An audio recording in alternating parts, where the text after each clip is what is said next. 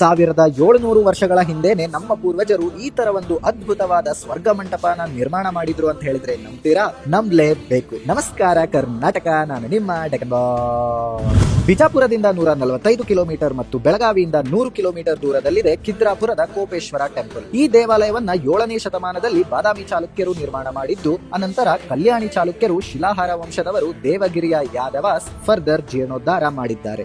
ಈ ದೇವಾಲಯವನ್ನ ಸಹ್ಯಾದ್ರಿ ಪರ್ವತ ಶ್ರೇಣಿಯಿಂದ volcanic igneous racks ನ ಕಡಿದು ಬೇಸಿಗೆಗಾಲದಲ್ಲಿ ಪಂಚಗಂಗಾ ನದಿಯಿಂದ ಸಾಗಿಸಿ ತಂದು ಸುಮಾರು 500 ವರ್ಷಗಳ ಕಾಲ ಕಟ್ಟಲಾಗಿದೆ. ಈ ದೇವಸ್ಥಾನವನ್ನ 4 ಭಾಗದಲ್ಲಿ ವಿಭಜಿಸಬಹುದು: ಸ್ವರ್ಗ ಮಂಟಪ, ಸಭಾ ಮಂಟಪ, ಅಂತರಾಳ ಕಕ್ಷ ಮತ್ತು ಗರ್ಭಗೃಹ. 4 ಮಂಟಪಗಳಲ್ಲಿ ಪ್ರಮುಖವಾದದ್ದೇ ಈ ಬ್ರೆತ್ ಟೇಕಿಂಗ್ಲಿ ಬ್ಯೂಟಿಫುಲ್ ಸ್ವರ್ಗ ಮಂಟಪ. 48 ಹ್ಯಾಂಡ್ ಮೇಡ್ ಪಿಲ್ಲರ್ಸ್ ಅಲ್ಲಿ 12 ಕಂಬಗಳು ಸೇರಿ ಮಧ್ಯದಲ್ಲಿ ದುಂಡಾದ ಓಪನ್ ಸೀಲಿಂಗ್ ನ ಸೃಷ್ಟಿಸುತ್ತವೆ. ಈ 12 ಕಂಬಗಳು 12 ರಾಶಿಗಳನ್ನ ರೆಪ್ರೆಸೆಂಟ್ ಮಾಡ್ತವೆ ಮತ್ತು ಈ ಮಂಟಪದಲ್ಲಿ ಅಪರೂಪವಾದ ಮೈಕ್ರೋ ಟು ಮ್ಯಾಕ್ರೋ ಕೆತ್ತನೆಗಳನ್ನ ಕೂಡ ನೋಡಬಹುದು, ಲೈಕ್ ಕಾರ್ತಿಕೇಯ, ಯಮ, ಗಣೇಶ, ಇಂದ್ರ ಎಕ್ಸೆಟ್ರಾ. ಹಾಗೆ ಕಾರ್ತಿಕ ಪೌರ್ಣಮಿಯಂದು ಚಂದ್ರ ಸಾವಿರಾರು ತಾರೆಗಳ ಜೊತೆಗೆ ಈ ಓಪನ್ ಸೀಲಿಂಗ್ ನ ಎಕ್ಸಾಕ್ಟ್ ಸೆಂಟರ್ ಅಲ್ಲಿ ಅಲೈನ್ ಆಗೋ ದೃಶ್ಯ ಸ್ವರ್ಗದಂತೆ ಕಾಣೋ ಕಾರಣಕ್ಕೆ ಇದನ್ನ ಸ್ವರ್ಗ ಮಂಟಪ ಅಂತ ಕರೀತಾರೆ.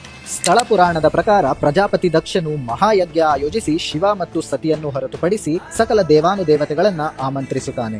ಆದರೂ ತಂದೆ ಮೇಲಿನ ಪ್ರೀತಿಗೆ ಸತಿಯು ನಂದಿಯ ಜೊತೆ ಯಜ್ಞಕ್ಕೆ ಹೊರಡುತ್ತಾಳೆ. ಅಲ್ಲಿ ದಕ್ಷನು ಶಿವನಿಗೆ ಅವಮಾನ ಮಾಡಿದ ಕಾರಣ ಅದನ್ನು ತಾಳಲಾರದೆ ಸತಿಯು ಯಜ್ಞಕುಂಡಕ್ಕೆ ಹಾರುತ್ತಾಳೆ. ಇದರಿಂದ ಕ್ರೋಧಿತನಾದ ಶಿವನು ವೀರಭದ್ರನನ್ನು ಕಳುಹಿಸಿ ದಕ್ಷನ ತಲೆ ಕಡಿಯುತ್ತಾನೆ. ಆದರೂ ಕೂಡ ಶಿವನ ಕ್ರೋಧ ಕಡಿಮೆ ಆಗದೆ ಜಗತ್ತು ನಾಶವಾಗುತ್ತಿದ್ದಾಗ ಜಗತ್ತನ್ನ ರಕ್ಷಿಸಲು ನಾರಾಯಣನು ಶಿವನನ್ನ ಇದೇ ಸ್ಥಳಕ್ಕೆ ಕರೆದುಕೊಂಡು ಬಂದು ಕೋಪವನ್ನ ಶಮನ ಮಾಡುತ್ತಾನೆ. ಅದೇ ಕಾರಣಕ್ಕೆ ಇಲ್ಲಿ ಶಿವನಿಗೆ ಕೋಪೇಶ್ವರ ಮತ್ತು ವಿಷ್ಣುಗೆ ಧೋಪೇಶ್ವರ ಅಂತ ಕರೀತಾರೆ.